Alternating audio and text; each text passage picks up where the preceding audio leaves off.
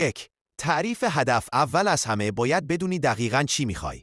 هدف رو روشن و مشخص بنویس.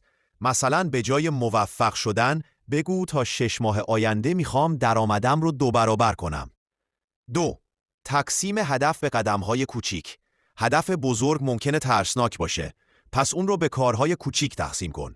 مثلا اگر میخوای زبان یاد بگیری، قدم‌ها میتونن باشن: یادگیری روزانه 50 کلمه، تمرین مکالمه هفته‌ای 2 بار، دیدن فیلم بدون زیرنویس. 3. زمانبندی. برای هر قدم یه زمان واقع بینانه تعیین کن. مثلا میتونی بگی هر روز 30 دقیقه تمرین کنم یا تا پایان ماه اول کتاب X رو تموم کنم. 4. اولویت بندی. کارهایی که بیشترین اثر رو روی هدف دارن رو اولویت بده. مثلا اگر میخوای سلامتی بهتری داشته باشی، ورزش و خواب کافی اولویت دارن.